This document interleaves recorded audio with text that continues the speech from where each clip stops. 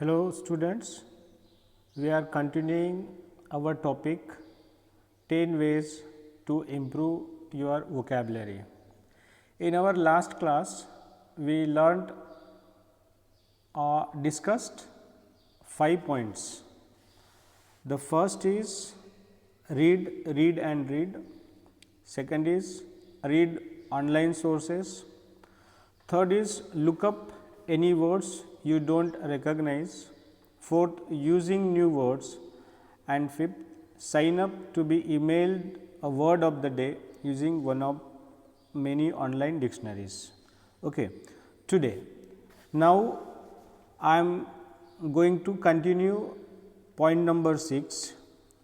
The point number 6 is do word puzzles and play word games. See, if you want to improve your English vocabulary, what you have to do that you have to play word games. Friends, in the newspaper, you can find on a certain page there is a crosswords.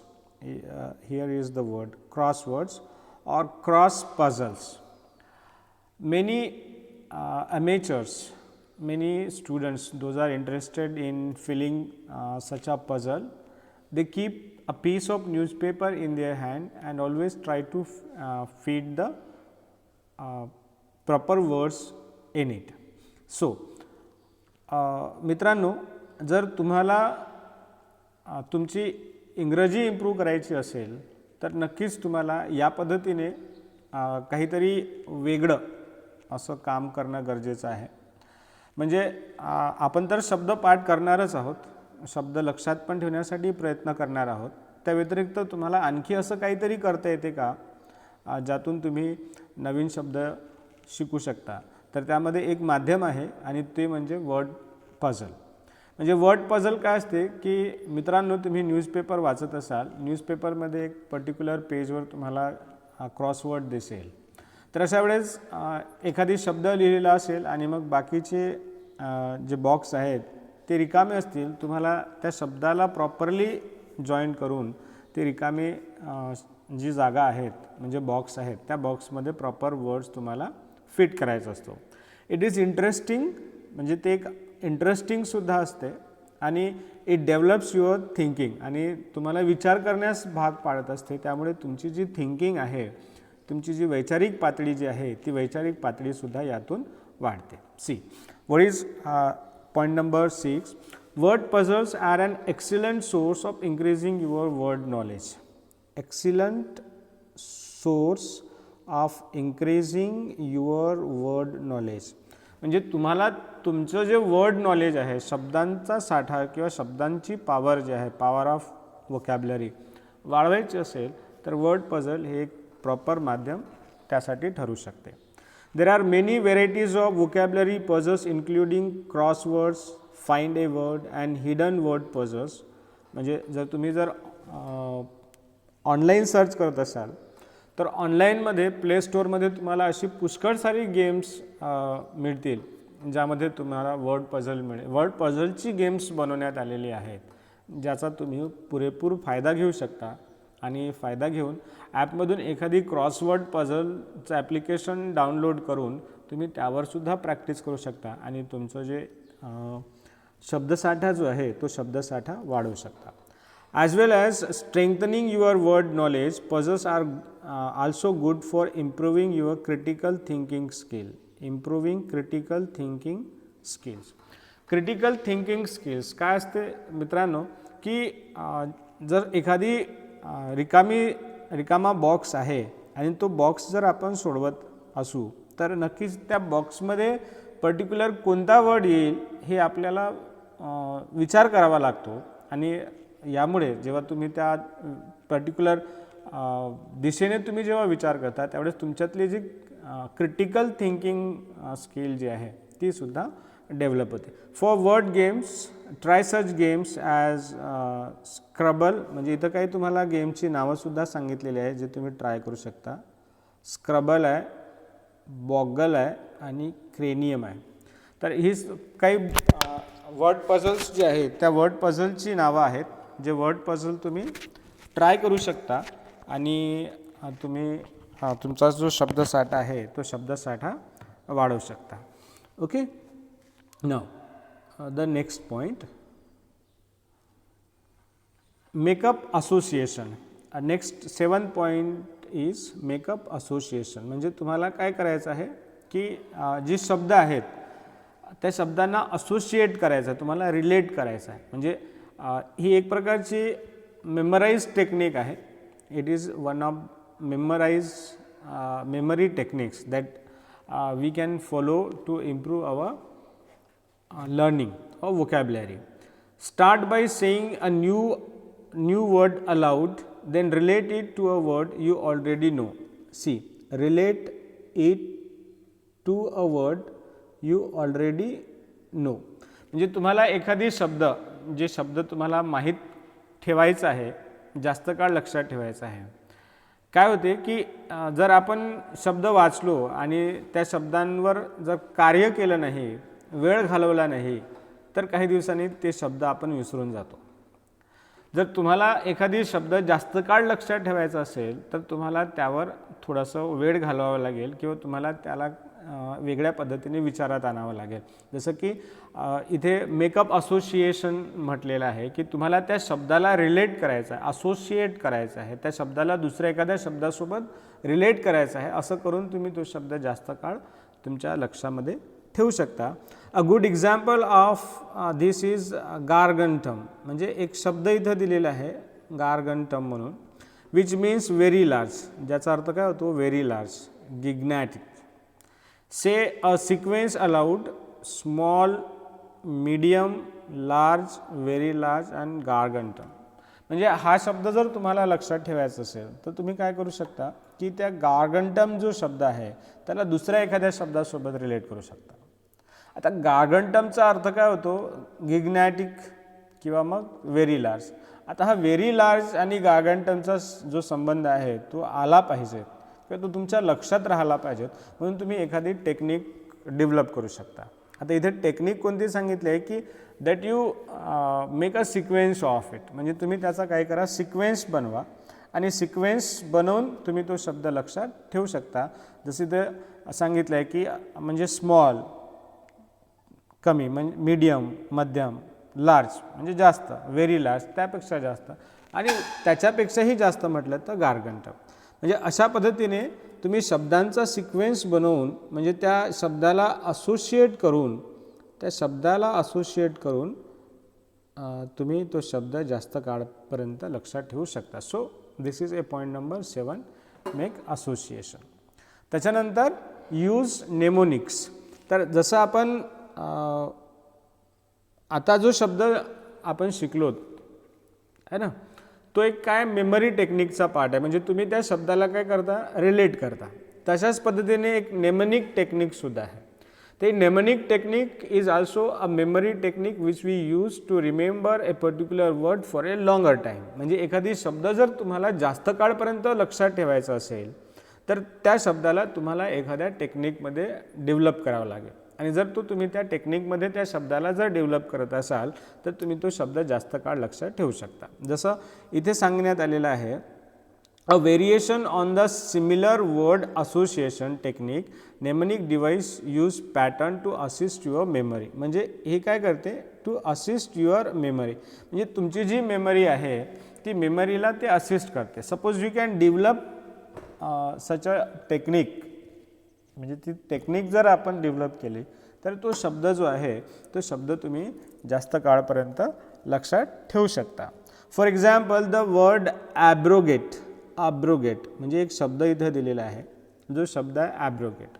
आता ॲब्रोगेटचा अर्थ काय होतो हा जर तुम्हाला लक्षात ठेवायचा असेल तर तुम्ही या पद्धतीने म्हणता, which means to deny or cancel.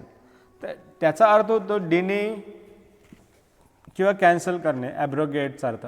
आता ॲब्रोगेट म्हणजे डिने होते. आता जर आपण या शब्दाला या पद्धतीने जर पाठांतरात आणलं की ॲब्रोगेट म्हणजे डिने, ॲब्रोगेट म्हणजे डिने, तर तो शब्द काही दिवसांनी आपल्या लक्षामध्ये राहणार नाही. तर इथे एक टेक्निक सजेस्ट केलेली आहे की ज्या टेक्निकचा आपल्याला वापर करता येते आणि तो शब्द तुम्ही लक्षात ठेवू शकता. जसं इथं सांगण्यात आलेलं आहे, so or can be broken down into a pattern of image based on the series of letters that make up the word. So you might break abrogate down into a bro and gate, and then visualize a bro standing at your gate while you deny him entrance. म्हणजे बघा की त्या शब्दाला तुम्ही काय केलं, break केलं आणि मग ब्रेक करून त्याला आपण काय केलेलं आहे, व्हिज्युअलाइज केलेलं आहे. तर this is a technique of visualisation. म्हणजे ते व्हिज्युअलायझेशन टेक्निकसुद्धा आपण उपयोगात आणली आणि व्हिज्युअलायझेशन टेक्निक उपयोगात आणून म्हणजे तो शब्द आपण लक्षात ठेवू शकतो. जसं ॲब्रगेटला रिलेटेड करत असताना असं म्हणण्यात आलेलं, उदाहरणार्थ व्हिज्युअलाइज केलं, a bro standing at your gate. म्हणजे a bro standing at your gate म्हणजे तुमचा भाऊ गेटजवळ उभा आहे, and you deny him entrance, आणि तुम्ही त्याला काय करताय, आतमध्ये येण्यापासून मनाई करत आहेत. म्हणजे तुमचा भाऊ स्टँडिंग ॲट अ गेट म्हणजे गेटजवळ उभा आहे आणि तुम्ही त्याला आतमध्ये येण्यासाठी मना करत आहेत. म्हणजे हे एक काय आहे, तुम्ही व्हिज्युअलाइज केलं की भाऊ गेटजवळ आहे आणि तुम्ही त्याला आत येण्यापासून मनाई करतायत. तर ॲब्रोगेट म्हणजे अब्रोगेट म्हणजे भाऊ गेटजवळ. तशा पद्धतीने तो शब्द तुम्ही लक्षात ठेवू शकता. आणि त्याचा अर्थ लक्षात ठेवत असताना ॲब्रोगेटचा अर्थ काय, तुम्ही त्याला आत येण्यापासून मनाई करता म्हणजे डिने. तर एक सेंटेन्स आहे, एक इमॅजिनेशन आहे जी तुम्ही व्हिज्युअलाइज केली आणि ती व्हिज्युअलाइज करून तो शब्द तुम्ही लक्षात ठेवण्यासाठी प्रयत्न करत आहात. तर अशा पद्धतीने इथे सुद्धा एक एक्झाम्पल आहे. जसं बिकॉज जे आहे, सपोज तुम्ही बिकॉजची स्पेलिंग जर वारंवार विसरत असाल, म्हणजे तुम्हाला ती स्पेलिंग विसरत असाल किंवा ती येत नसेल, तर मग तुम्ही या पद्धतीने सुद्धा टेक्निक वापरू शकता. बीला बिग, ईला एलिफंट, सीला कॅन, अला ऑलवेज, यूला अपसेट, एसला स्मॉल आणि ईला एलिफंट्स. म्हणजे big elephants can always upset small elephants. म्हणजे या पद्धतीने त्या शब्दाला तुम्ही लक्षात ठेवू शकता. Big elephant can always upset small elephants. आणि ते जे बिकॉज जो शब्द आहे, त्या बिकॉज या शब्दाची स्पेलिंग जी आहे ती आपण लक्षात ठेवू शकतो. Okay. Then point number 9, visualize new words. म्हणजे एखादी नवीन शब्द जर असेल तर तो नवीन शब्द आपण व्हिज्युअलाइज करू शकतो. Means that is very important techniques for learning. See that we use audio medium and audio video medium. म्हणजे आपण दोन प्रकारचे मीडियम्स वापरत असतो, एक ऑडिओ आणि दुसरं ऑडिओ व्हिडिओ. तर जर एखादी वस्तू म्हणजे एखादी गोष्ट जर आहे ती आपण ऐकत पण आहोत आणि बघत पण आहोत, तर ते जास्त वेळ आपल्या स्मरणात राहते, लक्षात राहते, कारण की त्यावर दोन प्रकारे कार्य होत असते. तर एखादी शब्द जर फक्त तुम्ही ऐकत असाल तर तो तुम्हाला जास्त काळ लक्षात राहणार नाही, परंतु जर तो तुम्ही व्हिज्युअलाइज करत असाल, तुम्ही त्याला म्हणजे आपल्या व्हिज्युअलायझेशनमध्ये त्याला इमेजमध्ये जर कन्वर्ट करत असाल तर तो शब्द तुम्हाला जास्त वेळ लक्षात राहतो. Research shows that visualization is a great way to remember new words. म्हणजे इवन रिसर्चने सुद्धा सांगितलेलं आहे, संशोधकांनी सुद्धा हे सांगितलं आहे की visualization is a great way, की व्हिज्युअलायझेशन जे आहे is a great way to remember new words. म्हणजे नवीन शब्द जर तुम्हाला लक्षात ठेवायचे असेल तर तुम्हाला व्हिज्युअलायझेशनवर लक्ष देणं गरजेचं आहे. A good example on this is a word strato volcano. म्हणजे एक शब्दसुद्धा इथे दिलेला आहे ज्याचा शब्द आहे स्ट्रेटो वोल्कॅनो. त्या शब्दाचा शब्द कोणता आहे, strato which is a high pointed mountain with a violent explosion. म्हणजे ज्याचा अर्थ होतो high pointed mountain with a violent explosion. हा त्याचा अर्थ आहे. One way to remember this meaning is the fact that the prefix strato sounds like straight O, which may make you think of a straight ruler or a straight O volcano, which describes the word's definition. म्हणजे strato volcano जे आहे आहे ना, ज्याचा अर्थ होतो high pointed mountain with a violent explosion. Volcano म्हणजे ज्वालामुखी आणि स्ट्रेटो वोल्कॅनो म्हणजे हाय अबो अप म्हणजे वरती असलेला, बरोबर. तर हाय पॉइंटेड माउंटेन जिथे सतत एक्सप्लोशन होत असतात, स्फोट होत असतात. तर स्ट्रेट ओ म्हणजे ते शब्द जो आहे स्ट्रेटो वोल्कॅनो म्हणजे ते स्ट्रेट अप रुलरसारखं म्हणजे सरळ उभ्या रेषेत, अशा पद्धतीने तो शब्द जो आहे तो शब्दच काय करतो आपल्याला त्याची डेफिनेशन सांगतो. Suppose we can visualize the words, जर आपण तो शब्द व्हिज्युअलाइज करत असेल. So visualization is a very important method to remember new words for longer time. And then finally point number 10, make synonyms word list. आता हे सगळ्यात महत्त्वाचं आहे की जर तुम्ही नवीन नवीन शब्द शिकत असाल, but if you haven't ever means written, तो शब्द जर तुम्ही कधीच लिहिलेला नसेल तर ते शब्द तुमच्या स्मरणात जास्त काळ राहत नाही. Suppose you want to keep a word for a long time in your memory, that you have to do one thing, so you have to jot down the words in your notebook. म्हणजे सगळ्यात महत्त्वाची गोष्ट म्हणजे काय की जर तुम्हाला एखादी शब्द जास्त काळ जर तुमच्या लक्षात ठेवायचा असेल तर तो शब्द तुम्हाला तुमच्या नोटबुकमध्ये लिहून ठेवणं खूप गरजेचं आहे. मग जर जसं आपण ह्या ज्या सगळ्या व्होकॅब्युलरी शिकतोय, because we want to improve our list of synonyms, antonyms, one word substitution, तर मग अशा वेळेस असे जे नवीन शब्द आहेत त्याची लिस्ट बनवणं गरजेचं आहे. म्हणजे तुम्हाला रीडिंग करत असताना किंवा अभ्यासात आणत असताना जे काही नवीन शब्द तुम्हाला आढळतील त्या शब्दाला सगळ्यात अगोदर लिस्टमध्ये उतरवणं, ते लिहून ठेवणं हे महत्त्वाचं आहे. And suppose you can do such a practice, if you keep such a routine in your day-to-day life, you find you are improving in your vocabulary. Do you find yourself turning to the some word again and again in your writing? Grab a piece of paper and write it at the top. Next, brainstorm or use a thesaurus to generate a list of 10 to 20 new words you can use instead. You can keep this list in a vocabulary notebook and add to them whenever you learn a new synonyms.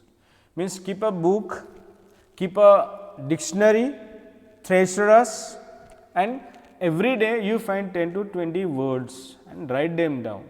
So this way you can improve your English. So these are the 10 ways. So our topic is 10 ways to improve our English, to improve our vocabulary. So we have discussed these 10 points. With the help of them you can have a good practice of writing and memorizing words. So for today, that is here I wind up our class. I hope you understood. So thank you. Have a good day.